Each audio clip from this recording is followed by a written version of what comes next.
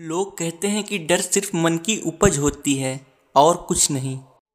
आमतौर पर आपने सुना होगा कि कोई पैरानॉर्मल लोकेशन है या कोई पैरानॉर्मल हॉन्टेड हाउस है जहां पर अक्सर पैरानॉर्मल एक्टिविटीज होती रहती हैं। अगर नॉर्मल भाषा में कहा जाए तो वहां पर भूत लगते रहते हैं या फिर वहां पर परछाइयाँ दिखती हैं, आवाजें आती हैं और ऐसी ही पैरानॉर्मल एक्टिविटीज होती रहती हैं। इसी तरह से आपने कई सारे हॉन्टेड हाउस, हॉन्टेड हॉस्पिटल्स, भूतिया हवेलियाँ, हॉन्टेड फोर्ट्स और न जाने कितनी ही ऐसी लोकेशंस के बारे में सुना होगा जहां पर पैरानॉर्मल एक्टिविटीज होती रहती हैं। तो अब सवाल ये उठता है कि अगर भूत प्रेत हमारे दिमाग की उपज है तो ये हॉन्टेड लोकेशंस पे देखने को क्यों मिलता है।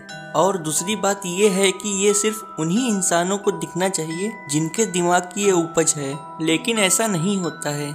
जब किसी लोकेशन पर पैरानॉर्मल एक्टिविटी हो रही होती है तो उसके आसपास रहने वाले अधिकतम लोग उसके बारे में जानते हैं और यहीं से उस एक्टिविटी को लेकर कई सारी अफवाहें भी फैल जाती हैं।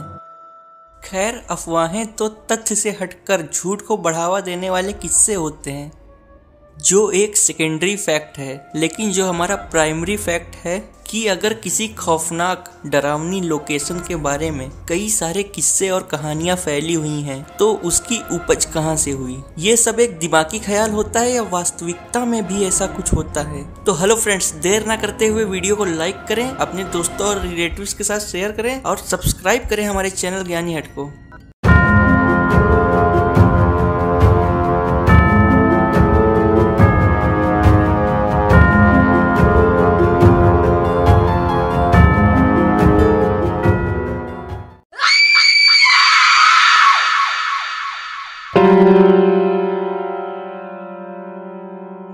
तो दोस्तों, आज के वीडियो में हम आपको बताएंगे ऐसी ही कुछ हॉन्टेड लोकेशंस और उनसे जुड़ी सच्चाइयों के बारे में। जब किसी जगह पर कोई भूतिया साया होता है तो लोग उसके आसपास जाने से भी डरते हैं, लेकिन यही खौफ जब आकर्षण का केंद्र बन जाए तो क्या होगा।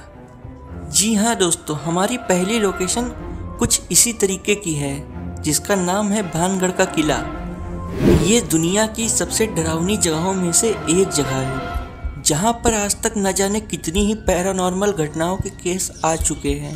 भानगढ़ का किला सबसे ज्यादा डरावनी जगहों में से एक जगह माना जाता है, तभी शायद ये सबसे बड़ा अनसुलझा रहस्य बना हुआ है। शायद इसी रहस्य की वजह से लोगों का ध्यान ये अपनी तरफ खींच लेता है। इन्हीं भूतिया कहानियों का अनुभव करने के लिए टूरिस्ट दूर दूर से यहाँ पर आते हैं।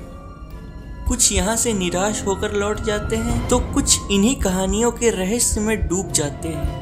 अधिकांश लोगों का मानना है कि भानगढ़ किला भूतिया है और इसके इन्हीं किस्सों की वजह से लोग यहाँ घूमने आते हैं।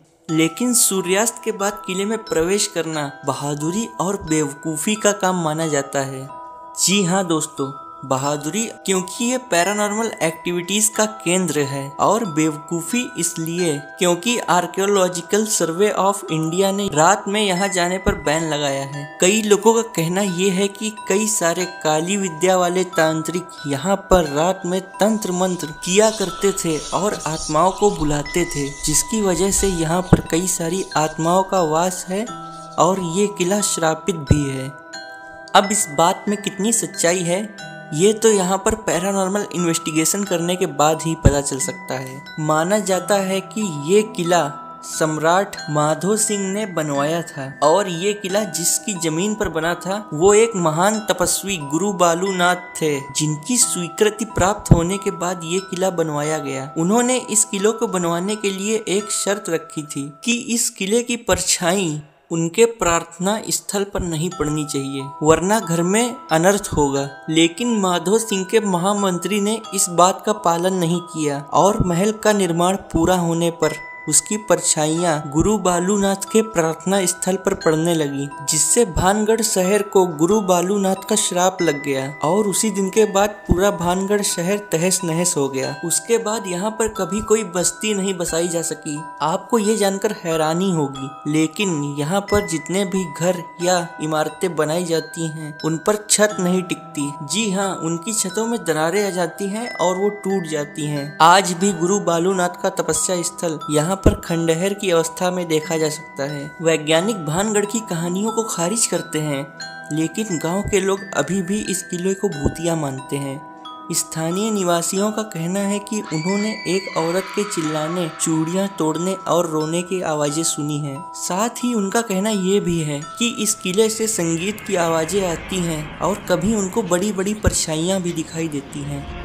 कुछ लोगों को लगता है कि कोई उनका पीछा कर रहा है और उनके पीछे से उनको थप्पड़ मार रहा है। वहाँ से अजीब सी गंध आती है, ऐसा स्थानीय लोगों का कहना है। अब पता नहीं इस बात में कितनी सच्चाई है और कितनी अफवाह। हमारी दूसरी हॉन्टेड लोकेशन भी भानगढ़ की तरह बहुत ही प्रसिद्ध है। मैं बात कर रहा हूँ कोलकाता की राष्ट्रीय लाइब्रेरी की, यानी कि नेशनल लाइब्रेरी ऑफ कोलकाता। ये लाइब्रेरी दुर्लभ किताबों का संग्रह होने के साथ साथ सबसे डरावनी जगहों में से एक है। ये भवन बंगाल के पूर्व गवर्नर वॉरेन हेस्टिंग्स का आधिकारिक आवास हुआ करता था।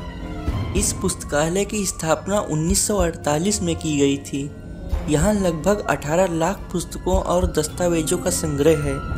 अब इसको पर्यटन के लिहाज से खोल दिया गया है, लेकिन रात होने के बाद यहाँ पर कोई भी नहीं जाता।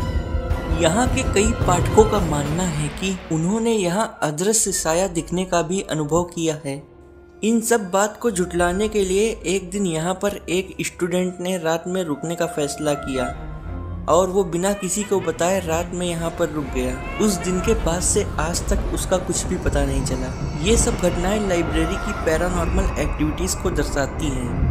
2010 में जब इस लाइब्रेरी की मरम्मत के दौरान आर्कियोलॉजी डिपार्टमेंट की मदद ली गई तो यहाँ के बारे में एक नया रहस्य पता चला। यहाँ पर भवन की निचली मंजिल में एक गुप्त तहखाने के होने की बात पता चली। बिना किसी दरवाजे या खिड़की का ये तहखाना लगभग 1000 वर्ग फुट का था। वहाँ पर कुछ ऐसे साक्ष्य मिले जिनको देखकर ऐसा लगता था कि ये तहखाना लोगों को यातनाएं देने के लिए बनाया गया था। यहाँ पर कैदियों को रखा जाता था और उनको तरह तरह से टॉर्चर किया जाता था। यहाँ अंग्रेजी हुकूमतों के द्वारा ना जाने कितने लोगों को तरह तरह से प्रताड़ित किया गया। शायद इसी का असर ये है कि आज भी इस लाइब्रेरी में जगह जगह भूतों का साया दिखाई देता है। अगर आप कभी कोलकाता जाएं तो इस चीज का अनुभव करने के लिए एक बार नेशनल लाइब्रेरी जरूर जाएं। तो फ्रेंड्स, आज के वीडियो में बस इतना ही। अगर आपको वीडियो पसंद आई हो तो लाइक करिए इस वीडियो को, शेयर कीजिए अपने फ्रेंड्स और रिलेटिव्स के साथ और सब्सक्राइब करना ना भूलें हमारे चैनल ज्ञानी हट को।